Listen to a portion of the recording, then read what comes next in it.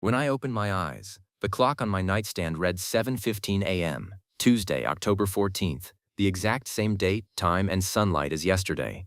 And before I could figure out if my mind was breaking, a strange woman walked out of my kitchen, set down 2 cups of steaming coffee, and kissed my cheek while calling me her husband. The cold ceramic of the coffee mug burned my fingers, but I couldn't bring myself to drop it. Through the steam rising from the liquid, I stared at the woman sitting across from me, her delicate hands neatly folding a paper napkin while she hummed a melody I had never heard in my life. She was breathtaking, late 20s, with sharp hazel eyes, dark wavy hair tucked casually behind one ear, and an easy, practiced grace that suggested she had sat at this table 1,000 times. Yet I had lived in this loft apartment for 6 years completely alone, surviving on late-night takeout and cold routine, and I knew with absolute certainty that I had never met her before this exact second. My eyes darted to the digital calendar on the microwave wall, glowing in soft blue numbers. Tuesday, October 14th. Yesterday, after a brutal 14-hour shift at my architectural firm, I had woken up, stared at that exact same date, poured a cup of water, and gone to work under the impression that my phone had simply glitched its internal clock. But as I took in the smell of fried eggs drifting from my stove, and the wedding band shining quietly on my own left ring finger, my stomach dropped into a cold, bottomless void. How could a woman who didn't exist know precisely how I took my coffee, down to the single drop of oat milk? My name is Mark Vance. At 32, I was a man defined by rigid predictability, living an unremarkably quiet life, built entirely on the fragile illusion of control. As a senior structural analyst, my entire career was spent finding microscopic flaws in blueprints before heavy steel was poured, a talent born from an obsessive fear of sudden collapse. I was a man who measured his life in coffee spoons, ran 5 miles every morning at precisely 6 o'clock, and avoided personal relationships because human beings were far too unpredictable compared to load-bearing calculations. My inner world was shaped by a profound, buried grief, the sudden loss of my younger sister 5 years ago in a hit-and-run that police had casually stamped as unsolved, an open wound that left me constantly waiting for the other shoe to drop. So when this stranger casually reached across the table, wiped a crumb from my chin, and asked if I was ready for my presentation with the city planning board, my heart hammered violently against my ribs, because that board meeting was the exact same meeting I had successfully led yesterday afternoon. "You're staring at me again, Mark," she said, her voice smooth, almost soothing, like a silk ribbon wrapped around a hidden blade. She leaned back, swirling her spoon in her cup, her eyes locking onto mine with an intensity that felt entirely too intimate for two people who had just met. She wore a tailored cream sweater, and on her wrist sat a slender gold bracelet with a distinct leaf-shaped charm, a piece of jewelry that made my chest tighten with a bizarre phantom memory I couldn't quite grasp. "Is something wrong with your throat? You haven't said a word since you sat down, and you barely touched your breakfast." I opened my mouth to demand who she was, to ask how she got into my locked apartment, but as I reached for my phone on the table, I noticed my lock screen picture was no longer a blank obsidian wallpaper. It was a photograph of me and this woman, standing on a misty cliffside, laughing into each other's shoulders. My thumb trembled over the glass as I realized the date stamped on the photo was 3 years ago, leaving me with a terrifying question. Had I suffered a massive neurological break overnight, or was someone executing a terrifyingly elaborate illusion right inside my home? Instead of screaming, I decided to play along, relying on the cold logic that had always kept me grounded. I swallowed hard, nodded slowly, and murmured that I was just tired, watching her reaction with hyper-vigilant intensity. Her smile didn't fade, but her posture shifted. Her shoulders braced slightly, her fingers tightening around her coffee cup, just enough to make her knuckles turn white. "Well, don't forget your briefcase today," she remarked casually, nodding toward the hallway console where my leather bag rested beside a set of keys I didn't recognize. "And remember, we have dinner with your Uncle Arthur tonight at 7. He said he has news about the estate."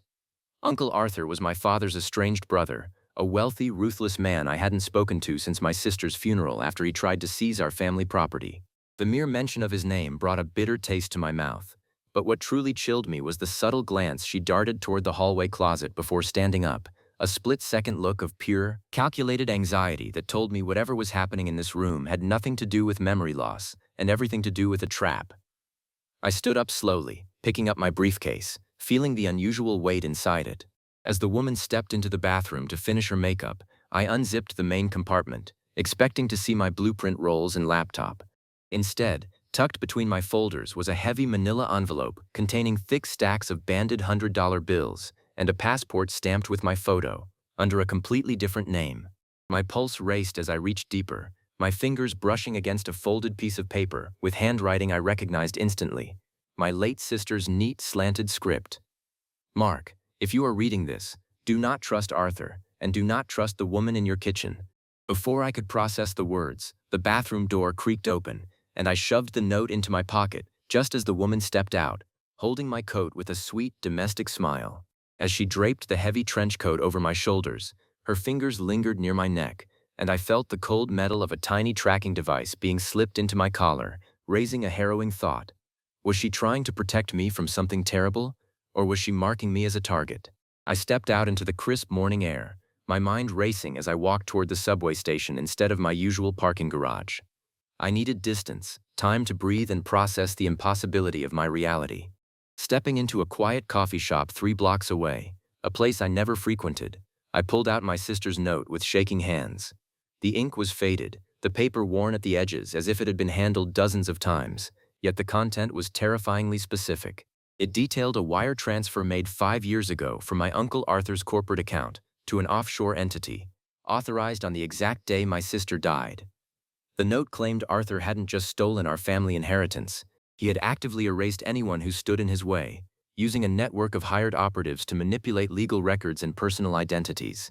But as I read the final line, "She is not your wife, she is Arthur's stepdaughter, Clara," a shadowed figure pulled up a chair directly across from me at the small wooden table.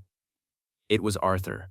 He looked older, gauntest than I remembered, his gray hair trimmed with military precision, his eyes sharp and devoid of warmth behind thick rimless glasses. He didn't offer a greeting or reach out a hand. He simply set a silver tape recorder on the table between us and pushed the play button. A scratchy audio recording began to play, the sound of my own voice, clear as day, arguing heatedly with my sister in a parking garage, followed by the sickening crunch of metal and the scream of tires. My stomach lurched violently as Arthur leaned forward, resting his elbows on the table with a cold, triumphant sneer. "You think you're the victim here, Mark," he whispered, his voice dripping with venom.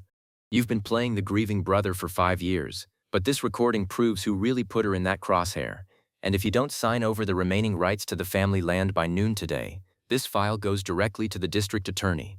The voice on the tape was unmistakably mine, yet I had no memory of ever speaking those words, leaving me suspended in a nightmare. Was I an innocent man being framed by a ruthless family predator, or was I a monster who had blocked out his own unforgivable crime?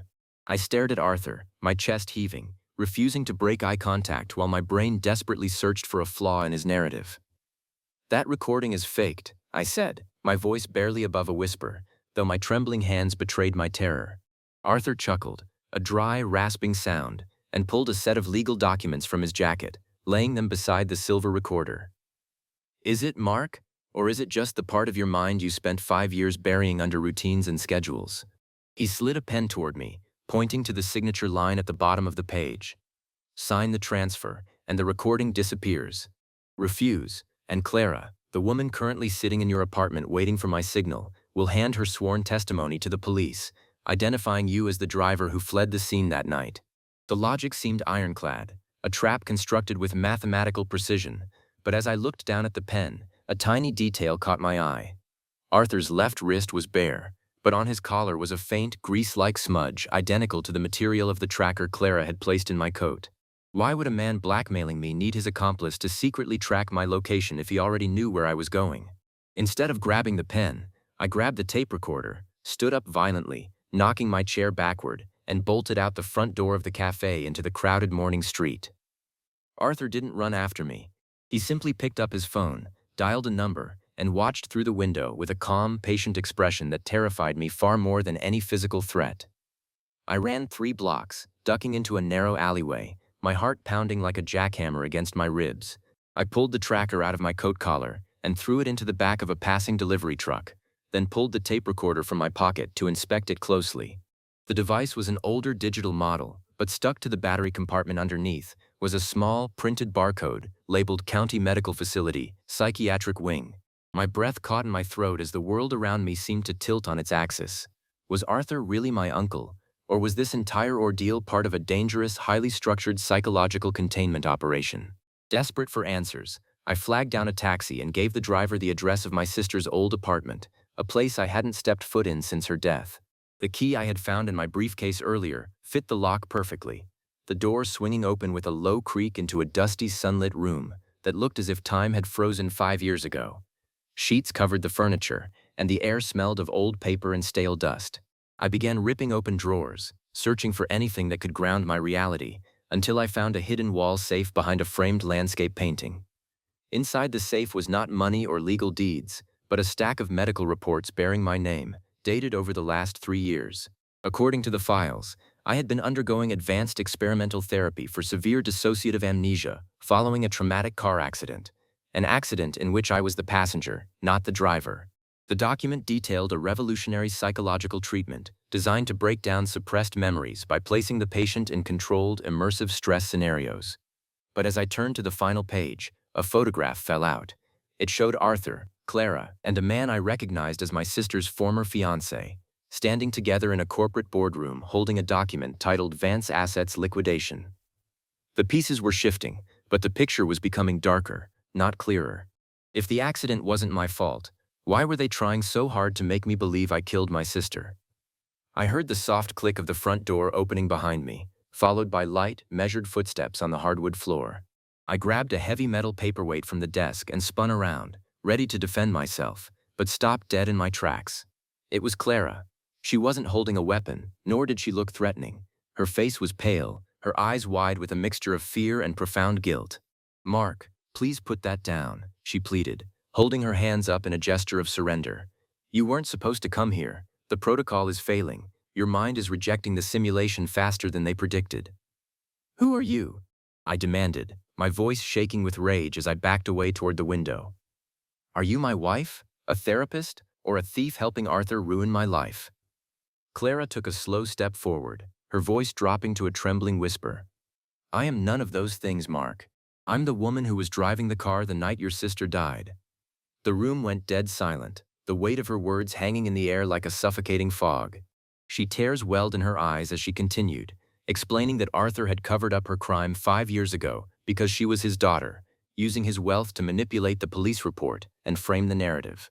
But when I developed amnesia from the head trauma suffered in the crash, Arthur realized he could use my fragile state to steal my sister's remaining corporate shares by convincing me I was a murderer who needed to forfeit his rights to avoid prison. Clara had agreed to play the role of my fake wife in this elaborate psychological setup to keep me monitored. But her conscience had broken down over the past few weeks, leading her to plant the note in my briefcase to help me escape. I stared at her, feeling a mix of profound relief and burning betrayal. But before I could process her confession, the heavy oak door of the apartment was kicked open with a deafening crash. Two large men in dark suits burst into the room, followed closely by Arthur, whose calm demeanor had vanished, replaced by an expression of cold, unbridled malice. "Enough of this melodramatic nonsense, Clara," Arthur spat, stepping over the broken door frame. "You were paid to keep him docile until the signatures were secured, not to give him a heart-to-heart." He pointed a finger at me, ordering his men to secure the briefcase and force me to sign the documents. Clara stepped directly between me and the men, shouting at her father to stop, but one of the men roughly shoved her aside, sending her crashing into a glass coffee table that shattered into 100 pieces. The sight of her falling triggered something raw and primal inside me. Not because she was my wife, but because I realized in that fraction of a second that everyone in this room was a pawn in a game far larger than I had imagined. I lunged forward, tackling the nearest man into the bookshelf, sending heavy volumes crashing down around us as a desperate struggle broke out in the small apartment. I managed to break free, grabbing the manila envelope from the desk and sprinting past Arthur toward the fire escape window. Arthur yelled for his men to follow, but as I swung myself out onto the metal ladder, I looked back through the glass. Clara was standing up, bleeding from a cut on her arm, holding Arthur's dropped smartphone and pressing the record button as she confronted her father, deliberately baiting him into confessing his entire scheme on speakerphone connected to a live emergency dispatcher. I descended the fire escape as fast as my legs could carry me, hitting the cold pavement of the alley below, just as the distant wail of police sirens began to echo through the city streets. I ran until my lungs burned, ducking into a busy public library 3 blocks away, collapsing into a chair in a quiet back corner, to finally inspect the true contents of the manila envelope. Sitting in the dim light of the library, my hands trembling uncontrollably, I pulled out the final document hidden beneath the cash and the fake passport.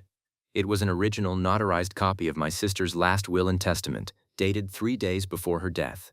As I read through the dense legal language, my eyes landed on a clause that completely shattered every assumption I had made since waking up that morning.